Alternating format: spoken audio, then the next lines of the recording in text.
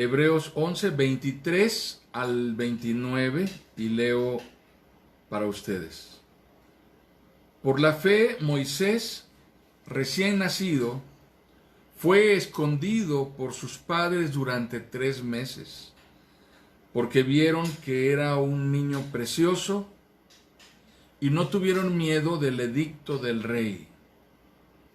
Por la fe, Moisés, ya adulto, renunció a ser llamado hijo de la hija de Faraón. Prefirió ser maltratado con el pueblo de Dios a disfrutar de los efímeros placeres del pecado. Consideró que el oprobio por causa del Mesías era una mayor riqueza que los tesoros de Egipto, porque tenía la mirada puesta en la recompensa. Por la fe salió de Egipto sin tenerle miedo a la ira del rey, pues se mantuvo firme, como si estuviera viendo al invisible. Por la fe celebró la Pascua y el rociamiento de la sangre para que el exterminador de los primogénitos no tocara a los de Israel. Por la fe el pueblo cruzó el Mar Rojo como por tierra seca, pero cuando los egipcios intentaron cruzarlo, se ahogaron. Repito, Hebreos 11, 23 al 29, escuchamos la Nueva Versión Internacional. En la porción que leímos hay un listado de 9 formas en que la fe es un testimonio en la vida de Moisés. 9 diferentes actos, acciones en los cuales la fe de Moisés es un factor determinante en la vida de Moisés. El primero de ellos, por supuesto, no es de Moisés, es de sus padres. Dice literalmente el texto: por la fe Moisés, recién nacido, fue escondido por sus padres. Por la fe. Un hijo escondido por la fe. Padres actuando temerariamente contra la voluntad del Estado. El segundo es: por la fe Moisés, ya adulto, renunció a ser llamado hijo de la hija de Faraón. Esto significa un acto de deserción. Yo creo que fue un acto temerario también. En tercer lugar dice: prefirió ser maltratado con el pueblo de Dios a disfrutar de los efímeros placeres del pecado. Prefirió ser maltratado con el pueblo de Dios. En cuarto lugar dice: consideró que el oprobio por causa del Mesías era una mayor riqueza que los tesoros de Egipto. Consideró que el oprobio por causa del Mesías era una mayor riqueza que los tesoros de Egipto. Por la fe, hermanos. En quinto lugar, porque tenía la mirada puesta en la recompensa. En sexto lugar, por la fe salió de Egipto sin tenerle miedo a la ira del rey. Me detengo a hacer una distinción entre este punto en el cual sale de Egipto y unos puntos anteriores, en donde en el número 3 dice: prefirió ser maltratado con el pueblo de Dios a disfrutar de los efímeros placeres del pecado. Y uno antes, en el segundo que mencioné: por la fe Moisés, ya adulto, renunció a ser llamado hijo de la hija de Faraón. Pero en este sexto punto dice, por la fe salió de Egipto. O sea, no es un mismo momento. Hay un tiempo de distancia entre una decisión y otra. Salió de Egipto sin tenerle miedo a la ira del rey. En séptimo lugar, quiero mencionar, pues se mantuvo firme como si estuviera viendo al invisible. Y por supuesto, esta es una referencia a Dios. Se mantuvo firme como si estuviera viendo al invisible. En octavo lugar, dice, por la fe celebró la Pascua y el rociamiento de la sangre. Tomemos en cuenta que se refiere al momento de la víspera del Éxodo, la noche justo antes de salir de Egipto, cuando Dios ordena que los hijos de Israel elijan un cordero para celebrar una cena conmemorativa y especifica de qué manera debía celebrarse esta cena. Pero la característica peculiar y única de esta celebración es que la sangre del cordero sacrificado para la cena debía ser usada para marcar el dintel de las puertas de las casas de los hijos de Israel. Y esa noche, mientras los hijos de Israel descansaban después de haber cenado la cena pascual, como fue instruido por Dios, de acuerdo con las formas en que Dios estableció que debían celebrarlo, el ángel de Dios pasó por la ciudad, atravesó Egipto, y una mortandad vino sobre los primogénitos de cada familia de Egipto e incluso de sus rebaños. Y a eso se refiere este punto que menciono como el octavo que destaco en este tiempo, en este momento. La Escritura dice en Hebreos 11 que eso fue un acto de fe. Y luego en el 9 dice, por la fe el pueblo cruzó el Mar Rojo como por tierra seca. Y agrega que cuando los egipcios intentaron cruzarlo, se ahogaron. Pero dice literalmente, por la fe. Hay dos cosas que quiero enfatizar de lo que leímos en el pasaje y de lo que he enumerado como rasgos de fe que nos destaca Hebreos 11 que hemos leído hoy. En esta porción de los versículos 23 al 29, en donde el protagonista principal es Moisés.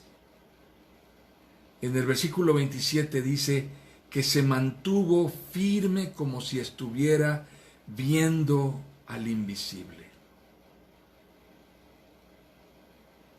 Se mantuvo firme como si estuviera viendo al invisible.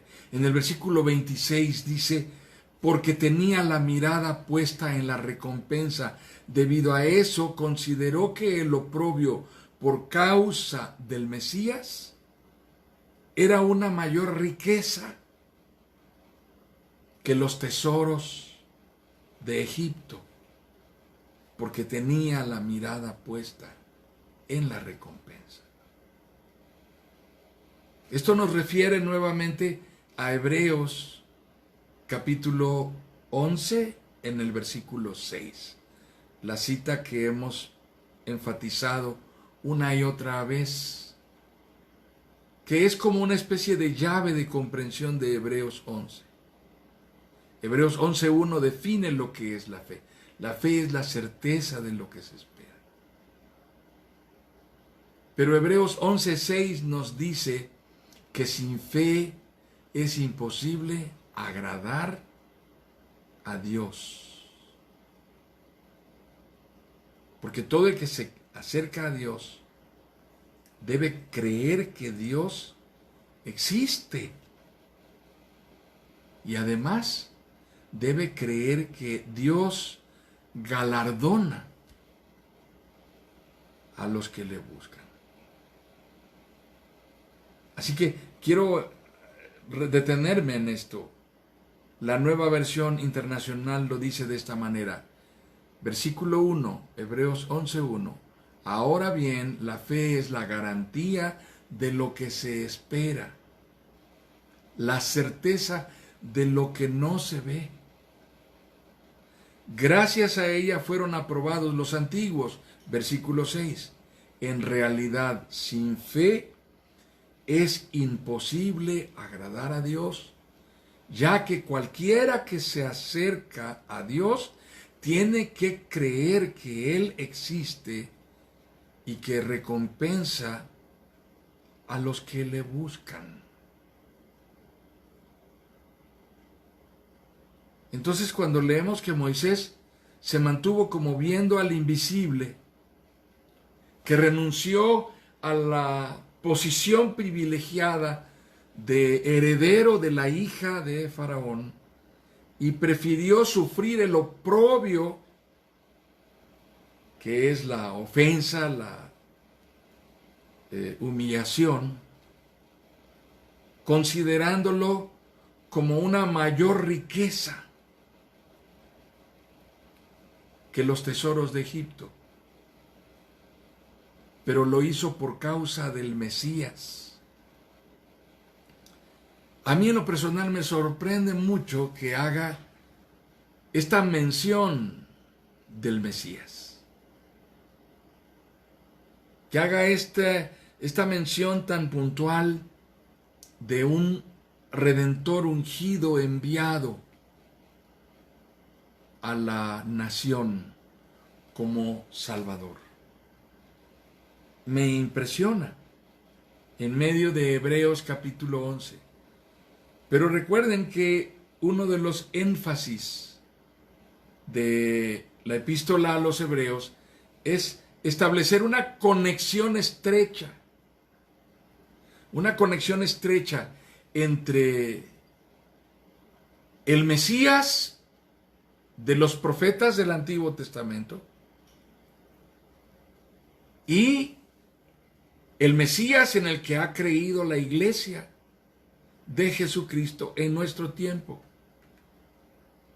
Para esta que es la iglesia de Hebreos, una iglesia perseguida, cabe la posibilidad de una confusión. No era este el Mesías y debíamos esperar otro. Uno que fuera el real, el verdadero. Pero cuando leemos la epístola a los Hebreos, particularmente incluso comenzando desde el capítulo 1 de la epístola a los Hebreos, el énfasis está puesto en que este del que estamos hablando es el mismo Mesías profetizado desde la antigüedad. Dice la palabra, Dios que muchas veces hablo de Hebreos y leo Hebreos capítulo 1, los primeros 4 versículos. Dios que muchas veces y de varias maneras habló a nuestros antepasados en otras épocas por medio de los profetas, en estos días finales nos ha hablado por medio de su Hijo. A este lo designó heredero de todo, y por medio de él hizo el universo. El Hijo es el resplandor de la gloria de Dios, la fiel imagen de lo que Él es, y el que sostiene todas las cosas con su palabra poderosa. Después de llevar a cabo la purificación de los pecados, se sentó a la derecha de la majestad en las alturas. Hasta ahí voy a detener. Hebreos 1, del 1 al 3. Escuchamos la Nueva Versión Internacional. Así que tenemos aquí este dato interesante de lo que es una conexión entre el Mesías del Éxodo, del cual habla aquí en Hebreos capítulo 11, versículo 26, refiriéndose a que Moisés tenía la vista puesta en este Mesías, tenía pensamiento en este Mesías y estuvo dispuesto a llevar, a sufrir el oprobio por causa del Mesías, lo cual consideró una mayor riqueza y hace una conexión estrecha, íntima, entre ese Mesías del Antiguo Testamento y el Mesías del cual el Evangelio nos habla, el Mesías predicado por los apóstoles. Muy bien, tiene un sentido profundamente teológico, tiene además un sentido profundamente contextual que une el pensamiento del Antiguo Testamento y del Nuevo Testamento en esta definición que podríamos llamar una definición de carácter cristológico, que es centrada en la persona de Jesucristo. Muy bien.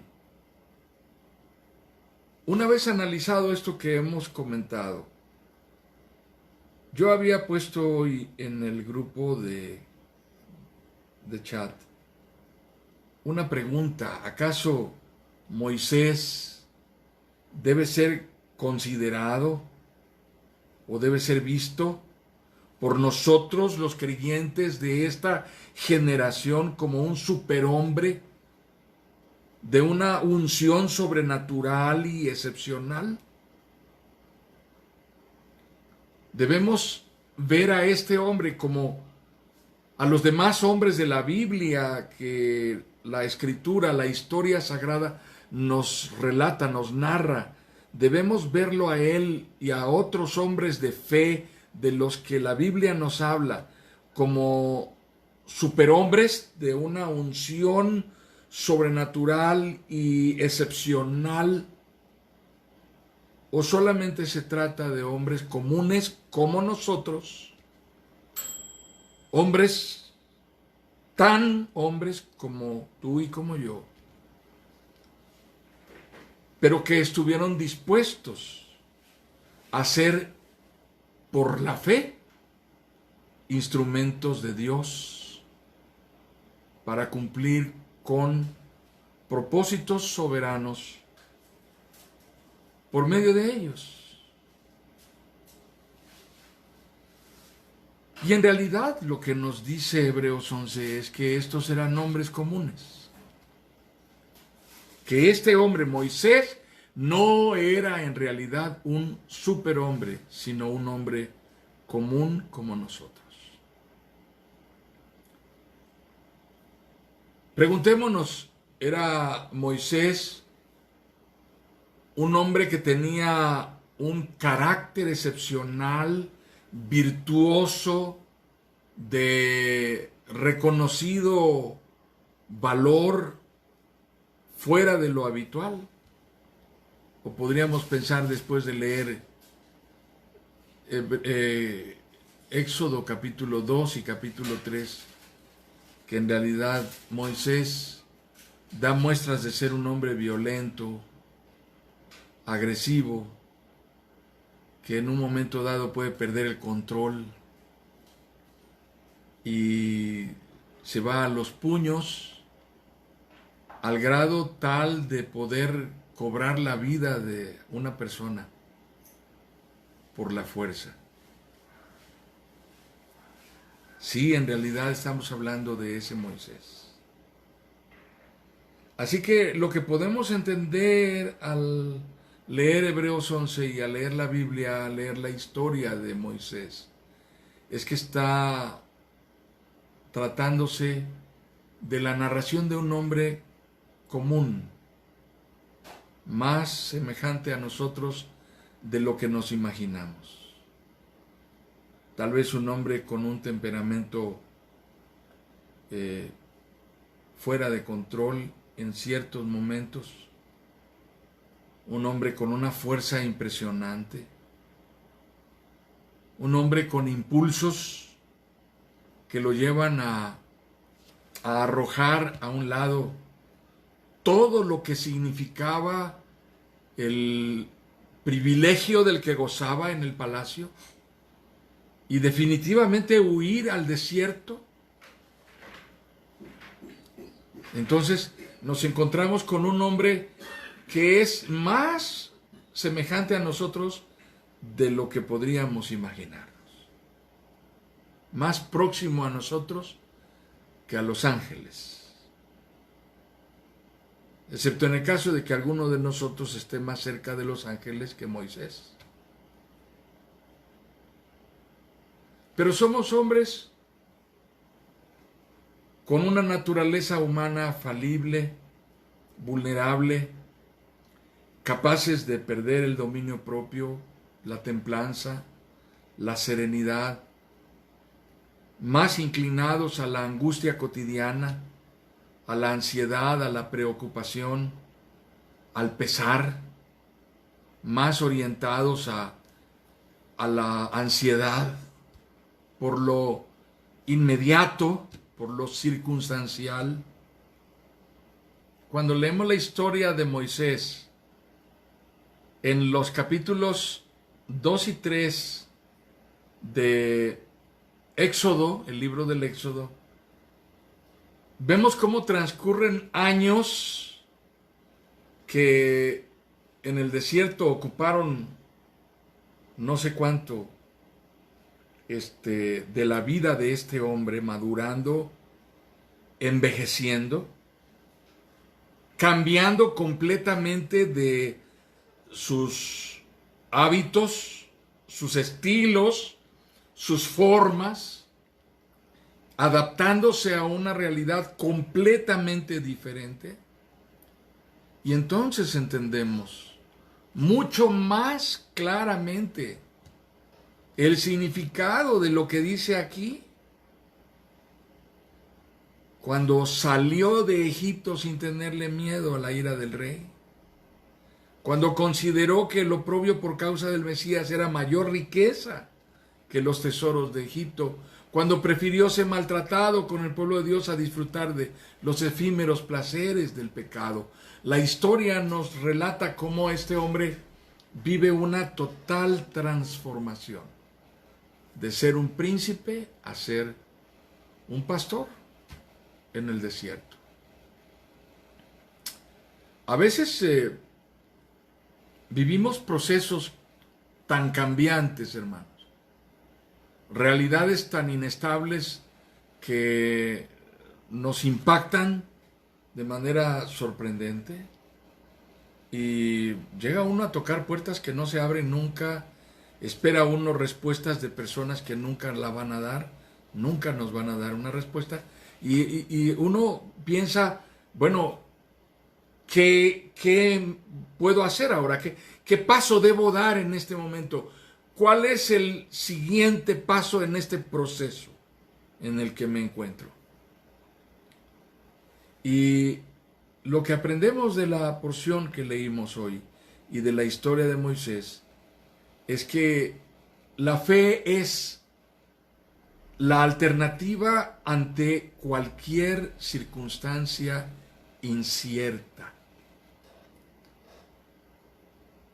Es decir, siempre podremos echar mano de la fe como la gran manera de afrontar realidades cambiantes, desventajosas, adversas.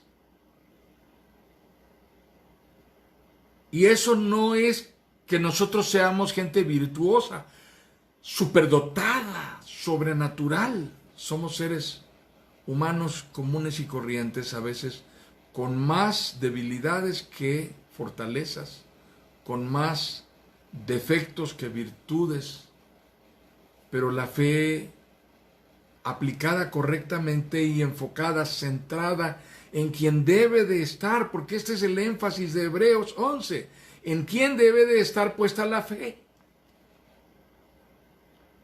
Es decir, cuando las cosas son cerradas y totalmente inviables, la fe en uno mismo no es la alternativa, por mucho que yo crea en mí mismo. Hay multitud de graduados con doctorados y maestrías que están tocando puertas y no hay puertas abiertas. Entonces no es la confianza en uno mismo. La razón por la que se diseñó una nueva actividad comercial muy redituable, que es la de los coaches, que están tan de moda los coaches, es porque alguien un día tuvo la suficiente hambre como para ponerse a pensar: si lo que me sobra es saliva, ¿por qué no me pongo a hablarle a la gente y hago que me paguen por ello? Así que tengo que echar mano de lo que me sobra. ¿No es cierto? Y ahora nos encontramos videos de hombres enseñándoles a las mujeres cómo tener una vida sexual más satisfactoria.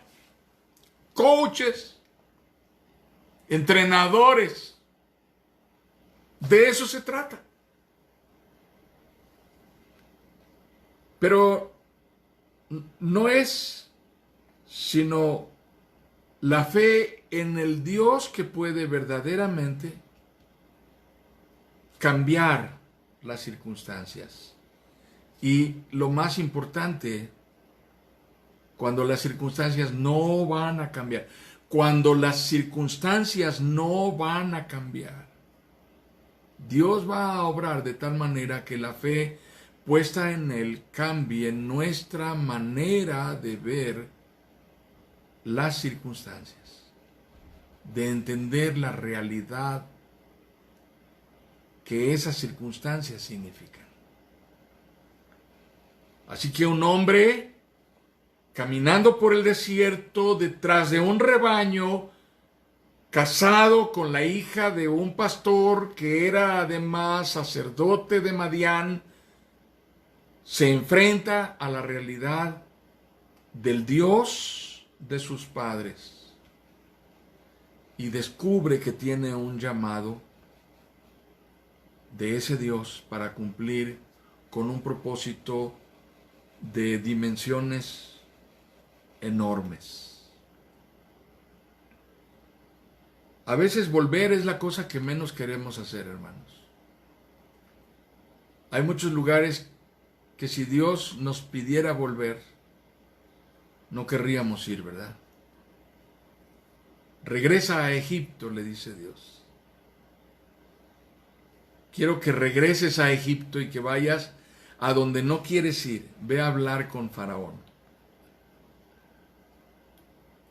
Piensen en alguien a quien no quisieran verle la cara, hermanos. Piensen en alguien con quien no quisieran volver a cruzar palabra nunca más. Piensen en un ex o en una ex a la que le pintaron la cruz o les pintó la cruz. Y dijeron: no vuelvo, allá no quiero ir. Alguien me platicó una ocasión que siendo comisionado de una asignatura gubernamental, le tocó ir enviado a resolver un asunto grave en cierta entidad. Y pues esto era una confrontación terrible la que había allí, que tenía de por medio un interés político. y que estaba representada por dos grandes grupos poderosos. Y pues quien me platicó esta historia dice que subió al avión pensando, esto es un desastre, esto no va a funcionar, esto no tiene ni pies ni cabeza, no sé a qué voy, pero bueno, voy porque me mandan y ni modo, a ver si algo logro, pero sé que esto va a salir mal y voy a regresar sin ninguna solución. Cuando aborda el avión resulta que ahí en un avión que no estaba completamente lleno se encuentra en otro asiento con uno de sus enemigos de antaño en el ámbito de la función pública, en el ámbito político. Ahí estaba sentado. Y de pronto aquel, de buenas a primeras, lo saluda como nunca amablemente. Y dice, oye, ¿qué pasó? ¿Cómo estás? No, pues bien. ¿A dónde vas? No, pues voy allá. Oye, ¿por casualidad vas a esto? Sí. Pues yo también. A mí me mandaron de parte de la otra, del otro lado. No, pues yo voy de este lado. Y pues dice, el vuelo duró como 1:30, 2 horas, no sé cuánto. Pues créame, pastor, que mi peor enemigo, encontrado en un asiento de avión, en el mismo vuelo al que yo iba para resolver un asunto que yo daba por perdido, fue el punto de acuerdo para llegar con una solución a donde el desastre estaba. Y cuando llegamos allá, él y yo ya habíamos planchado la cosa y nos presentamos a comunicar un acuerdo. Así es Dios. Me acuerdo ahorita de esta historia porque me pongo a pensar cómo Dios envía a Moisés a donde no quiere ir. Si lo que Moisés quiso hacer cuando salió de Egipto fue poner tierra de por medio. Así que si mi pueblo tiene una tierra prometida a la cual emigrar, yo quiero huir de Egipto y acercarme lo más posible hacia allá, hacia donde mis padres decían que había una promesa que Dios iba a cumplir para nosotros. Entre más lejos vaya, mejor. Y en su cita con Dios, Dios le dice, quiero que vayas a Egipto y quiero que hables con Faraón y que le digas, deja ir a mi pueblo. Yo creo que Moisés no era un hombre de fe, como muchos de nosotros no lo somos. Se formó como un hombre de fe. Esto significa, le tomó vida, le tomó tiempo, fue un trayecto, fue un proceso que le significó ajustes serios, profundos en su vida, un proceso que implicó cambios significativos, algunos de carácter sacrificial. Yo no creo que Moisés haya ido de manera arrogante a ver a Faraón. Faraón no era un hombre blando, no era un hombre suave, pero Moisés fue como un hombre quebrantado. No fue como el egipcio que salió de Egipto, fue como el pastor que viene del desierto en nombre de Dios para abogar por una nación esclava y a pedir liberación.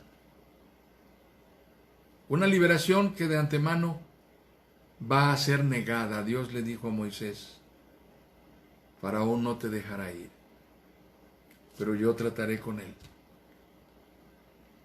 Así que qué difícil historia y qué demanda de fe. Y la fe, hermanos, en este sentido en el que la estamos leyendo en Hebreos 11, es dependencia de Dios. En los procesos decisivos de nuestra vida, lo que más necesitamos es depender de Dios.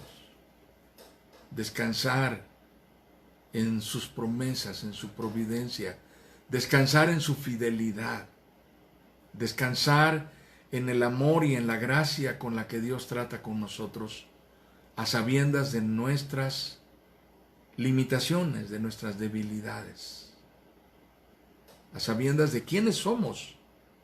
No somos extraordinarios y aún así Dios insiste en tratar con nosotros. Así que tiene sentido lo que estamos leyendo cuando nos describe una historia que moldea la vida de un hombre que no es blando, un hombre que no es blandengue, un hombre que no es frágil y ligero para ser manejado, un hombre con un carácter recio, pero que se hace dócil al trato de Dios, que se hace humilde, que se hace manso, que se comporta como un cordero delante del pastor de nuestras almas, que es Dios. Y ese es Moisés, un hombre transformado por fe a través del trato de un Dios que lo está preparando, un Dios que lo está formando, un Dios que está haciendo de él el instrumento que necesita, aportándole las características que requiere la tarea que tiene que cumplir. Este es el Moisés de Hebreos 11 que aprende a través de su deserción hacia el desierto y a través de su peregrinaje en el desierto y a través de su refugiarse en el desierto, en el seno de una familia totalmente extraña, desconocida para él. Este es el hombre que se convierte de la arrogancia y de la autosuficiencia, del arrojo y la temeridad en un hombre de fe, dependiente de Dios, obediente y dócil, capaz de cambiar lo que parecía no poder cambiar en su vida, que fue volver a Egipto, a donde jamás hubiera regresado por su propia iniciativa, por su propia decisión. Así que ahí está el escenario de este Moisés. La afirmación de Hebreos 11 es reiteradamente por la fe, por la fe, por la fe. Fue por la fe que actuaron los padres de Moisés. Fue por la fe que Moisés tomó determinaciones tan radicales en su vida. Así que la razón de que la vida de Moisés esté incluida en Hebreos capítulo 11 no es porque él sea un personaje sobrenatural. Refiere la importancia, la vigencia, la relevancia de la fe en la vida de un hombre como un Moisés. No es un hombre sobrenatural, es solo un hombre de fe. Es solo un hombre de fe fundada, enfocada, centrada en el Dios que lo ha llamado, en el Dios que está tratando con él. La historia sagrada, hermanos, a lo largo de toda la Biblia, a lo largo de toda la revelación, no está construida en base a las vidas y a los trayectos, a los tránsitos o el peregrinar vividos por superhombres o por superhéroes de capacidades y habilidades magníficas, míticas, épicas, sino por hombres de fe que aprendieron, adquirieron en el proceso de caminar con Dios la habilidad, la capacidad de depender de Dios en el cumplimiento de propósitos que Dios había determinado para ellos.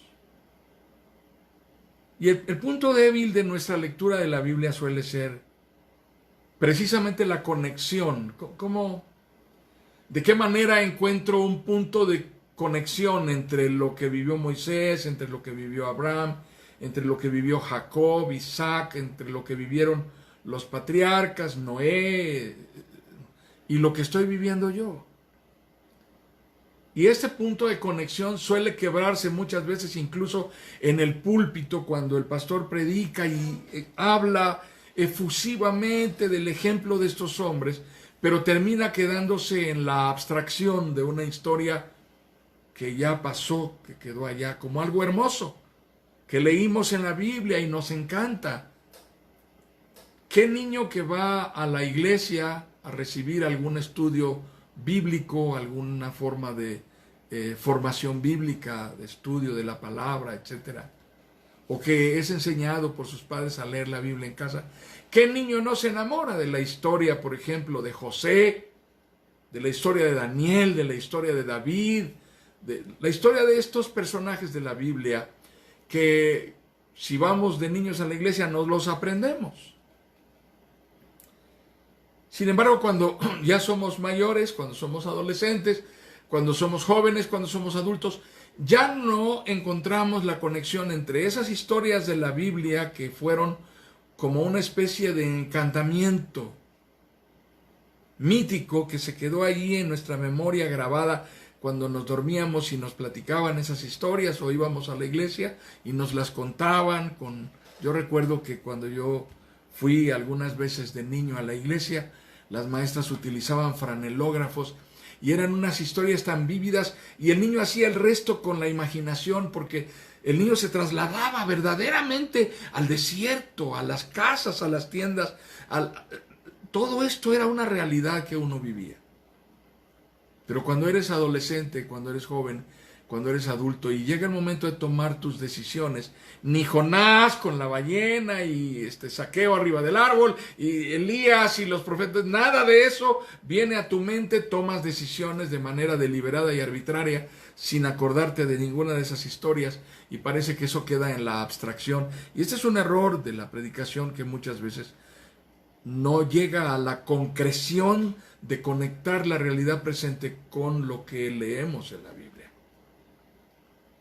¿Cómo conectamos la historia de Moisés con nuestra realidad? Pues hay una enseñanza que es la fe. Y la fe significa dependencia de Dios. Hay una enseñanza en entender que estos no eran superhombres, que tenían poderes sobrenaturales, sino que este hombre, Moisés, era un hombre común como nosotros. Un hombre de características que revelan errores, fallas, falta de dominio propio, impulsivo. Pero finalmente fue el hombre que Dios escogió. Y ahí está la conexión. ¿Acaso Dios está pensando en mí? ¿Acaso Dios tiene un propósito para mi vida? ¿Y a dónde me quiere enviar Dios? ¿A dónde me quiere mandar? Ten por seguro que Dios no te va a mandar ni a Siberia, ni a Nigeria. No es allá tu misión.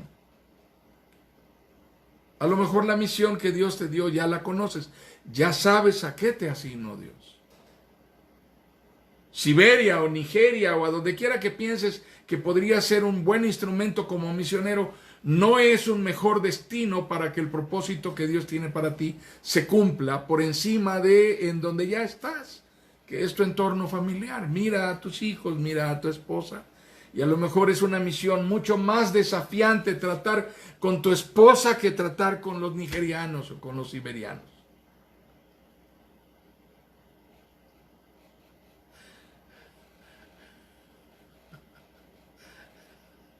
Tienes la ventaja de que tu esposa nunca te va a meter en una olla y te va a sancochar para luego comerte, ¿verdad?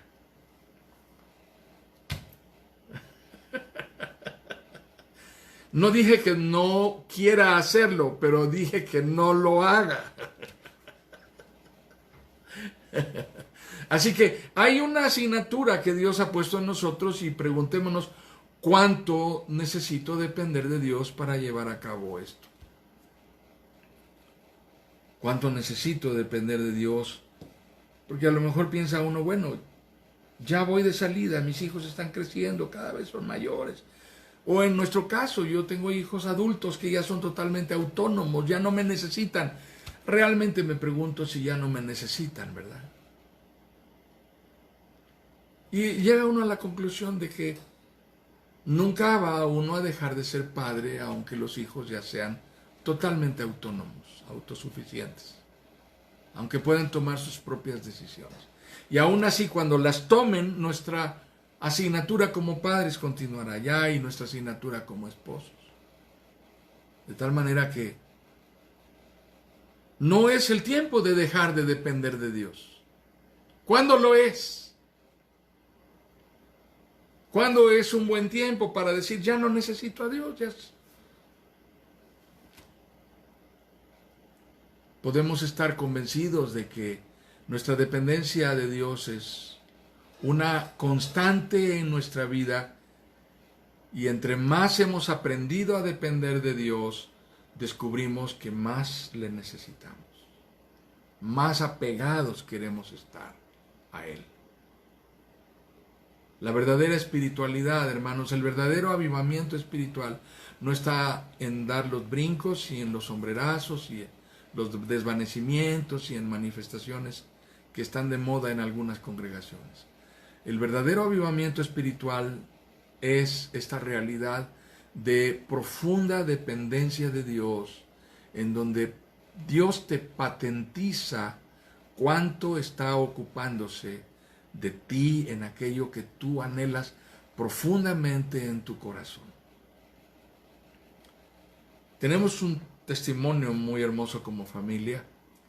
Mi hijo Jason, mi yerno, el esposo de mi hija Georgina, acaba de perder hace 2 noches a su abuelo materno.